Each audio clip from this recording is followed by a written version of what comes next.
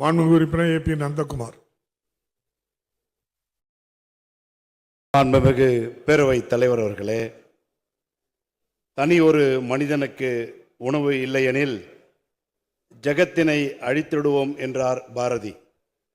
அப்படிப்பட்ட உன்னதமான உணவை கொடுக்கும் விவசாயிகளின் கண்ணீரை துடைக்கும் வகையில் என்னுடைய அணைக்கட்டு தொகுதிக்கு இந்த மாமன்றத்தில் பல நாள் கோரிக்கையாக என்னுடைய தொகுதியின் விவசாய பெருங்குடி மக்களின் நீண்ட நாள் கோரிக்கையாக 100 ஆண்டு கோரிக்கையாக இந்த மாமன்றத்தில் 10 வருடமாக அணையே இல்லாத ஊருக்கு அணை கட்டி தர வேண்டும் என்று பல நாள் கோரிக்கை வைத்தேன்.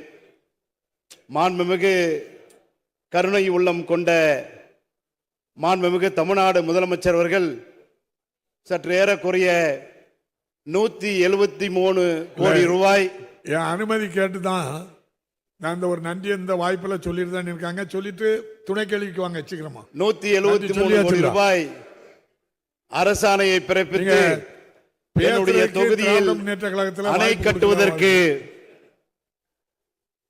அனுமதி அளித்த மாண்புமிகு தமிழ்நாடு முதலமைச்சர் அவர்களுக்கு, அணையே இல்லாத ஊருக்கு அணை கட்ட அனுமதி அளித்த மாண்புமிகு தமிழ்நாடு முதலமைச்சருக்கு என்னுடைய தொகுதியின் சார்பில் என்னுடைய நெஞ்சார்ந்த நன்றியை தெரிவித்துக் கொண்டு, நீண்ட நாள் கோரிக்கையான இந்த அணை வருவதற்கு ஒத்துழைப்போடு அந்த அணை வருவதற்கு எனக்கு முழு அனுமதி அளித்த மாண்புமிகு நீர்வளத்துறை அமைச்சர், மாண்புமிகு பொதுப்பணி மற்றும் நெடுஞ்சாலைத்துறை அமைச்சர் மற்றும் நம்முடைய முதலமைச்சருடைய செயலாளர்கள்,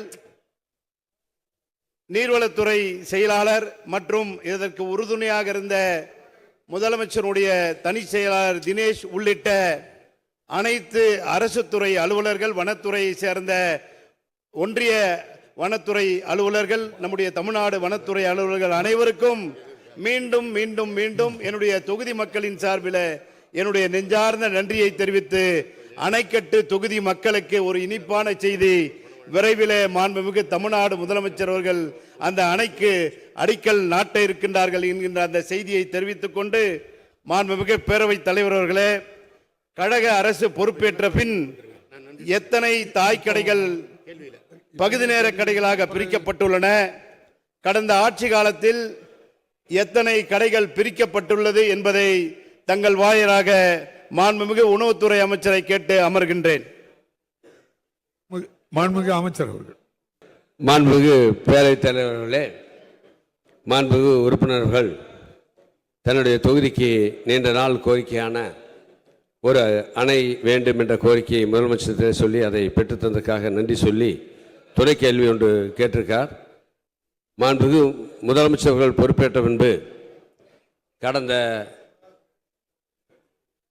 15/2/2022 வரை தமிழ்நாட்டிலே 1023 முழு நேர நியாய விலை கடைகளும் 2294 பகுதி நேர நியாய விலை கடைகளும் மொத்தம் 3317 நியாய விலை கடைகள் மாண்புமிகு முதலமைச்சருடைய அரசு பொறுப்பேற்ற பின்பு புதிதாக திறக்கப்பட்டுள்ளன. கடந்த ஆட்சியிலே 2011 முதல் 2021 வரை பிரிக்கப்பட்ட கடைகள் 159 முழு நேர நியாய விலை கடைகளும் 2377 பகுதி நேர நியாய விலை கடைகளும் மொத்தமாக 2536 நியாய விலை கடைகளால் புதிதாக திறக்கப்பட்டன. ஆனால் நம்முடைய ஆட்சியிலே 3317 மொத்த நியாய விலை கடைகள், முழு நேர கடைகள், பகுதி நேர கடைகள் பிரிக்கப்பட்டன.